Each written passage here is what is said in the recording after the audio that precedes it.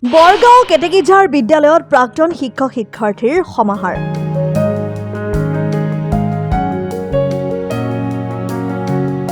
কামৰূপ জিলাৰ বৰগাঁও কেতেকীঝাৰ উচ্চ মাধ্যমিক বিদ্যালয়ৰ বাকৰিত গুৰু শিষ্যৰ যুগলবন্দী। 1979 চনত স্থাপিত হোৱা মধ্য ইংৰাজী বিদ্যালয়খনে শেহতীয়াকৈ স্বীকৃতি লাভ কৰিছে উচ্চ মাধ্যমিক বিদ্যালয় হিচাপে। কেইবাগৰাকীও স্থানীয় সমাজকৰ্মী বিদ্যালয়খনৰ অৱসৰী শিক্ষাগুৰু তথা প্ৰাক্তন ছাত্ৰ-ছাত্ৰীৰ প্ৰচেষ্টাত বিদ্যালয়খনে লাভ কৰিছে এই স্বীকৃতি। সেয়ে এইসকল সমাজ হিতৈষী ব্যক্তিক ৰাজহুৱাকৈ সম্বৰ্ধনা জনোৱাৰ উদ্দেশ্যে আয়োজন কৰা হয় গাম্ভীৰ্যপূৰ্ণ সম্বৰ্ধনা অনুষ্ঠান। ঐতিহ্যমণ্ডিত কামৰূপ জিলাৰ হাজো শিক্ষা খণ্ডৰ অন্তৰ্গত বৃহত্তৰ বৰগাঁও কেতেকীঝাৰ দলিবাৰী দদৰা পছৰি আদি বিভিন্ন অঞ্চলৰ কেইবাগৰাকীও বিশিষ্ট ব্যক্তিৰ ত্যাগ আৰু পৰিশ্ৰমৰ স্বীকৃতিস্বৰূপে জনোৱা হয় ৰাজহুৱা সম্বৰ্ধনা। বিদ্যালয়খনৰ প্ৰধান শিক্ষক দীপাংকৰ কুমাৰ গোস্বামীয়ে সঞ্চালনা কৰা আৰু শিক্ষক কবি নিবন্ধকাৰ তথা চিত্ৰশিল্পী ভাস্কৰজ্যোতি দাসে আন্তৰা অনুষ্ঠানত মুখ্য অতিথি হিচাপে উপস্থিত থাকে মুখ্যমন্ত্ৰীৰ বিশেষ কৰ্তব্যৰত বিষয়া হেমন্ত চৌধুৰী। হেমন্ত চৌধুৰীয়ে ভাষণ প্ৰসংগত কয় যে শিক্ষানুষ্ঠান বা বিদ্যালয়সমূহ হৈছে বিদ্যাৰ মন্দিৰ।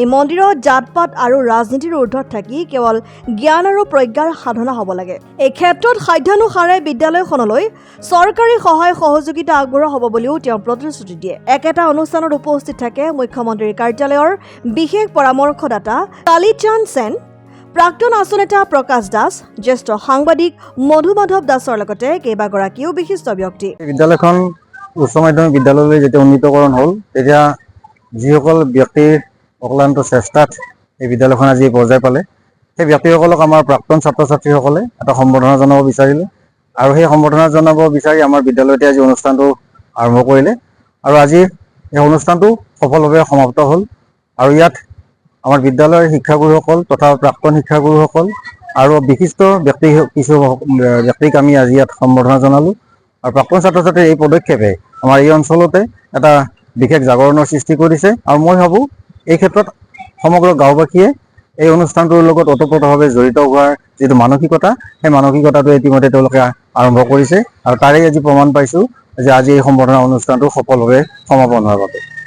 আমি আচলতে বিদ্যালয়খনত বিশেষভাৱে গুৰুত্ব দিছোঁ। শিক্ষাটোতো থাকিবই, যিকোনো বিদ্যালয়তে শিক্ষাদান কৰা হয়। আমি কিন্তু ইয়াত শিক্ষাদানৰ লগতে সাংস্কৃতিক দিশত বিশেষকৈ আমাৰ খেল আৰু নৃত্য বা গান এই ধৰণৰ এই সাংস্কৃতিক দিশটোত আমি আগবঢ়াই নিয়াৰ কাৰণে ছাত্ৰ ছাত্ৰীক চেষ্টা কৰিছোঁ। কাৰণ ইয়াৰ ছাত্ৰ ছাত্ৰীৰ সেই টেলেণ্টখিনি আছে, যিখিনি টেলেণ্টক আমি জাষ্ট তেওঁলোকৰ পৰা উলিয়াই নিব লাগে। এই ক্ষেত্ৰত আমি যথেষ্ট চেষ্টা ৰাখিছোঁ আৰু ইতিমধ্যে আমি বহুত ক্ষেত্ৰত সফলো হৈছোঁ আৰু মই ভাবোঁ আমাৰ পাঠদানৰ লগতে আমাৰ এই কাৰ্যটোৱে ভৱিষ্যতে ছাত্ৰ ছাত্ৰীবিলাকক হয়তো বিভিন্ন বিপথে যোৱাৰ পৰাও কিছু পৰিমাণে তেওঁলোকক ৰক্ষা কৰিব বুলি মোৰ বিশ্বাস হয়।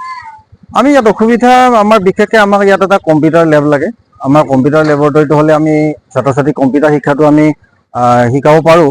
ইয়াত যদিও আমাৰ শিক্ষকে কেতিয়াবা নিজৰ লেপটপ আনি বা তেনেকৈ কেতিয়াবা কিছুমান কাম শিকায়, কিন্তু সেই ধৰণৰ শিক্ষাৰে সাধাৰণতে তেওঁলোকক ইমান উপকৃত হ'ব নোৱাৰে। গতিকে আমি চৰকাৰক বিশেষভাৱে অনুৰোধ জনাম, আমাৰ ইয়াত কম্পিউটাৰ লেব এটা লাগে আৰু সাংস্কৃতিক দিশত আগবঢ়া হিচাপত আমাক কিছু সাংস্কৃতিক সঁজুলিৰ প্ৰয়োজন আছে। আমিনগাঁৱৰ পৰা মিতালী দাসৰ ৰিপৰ্ট, অসম টাইম।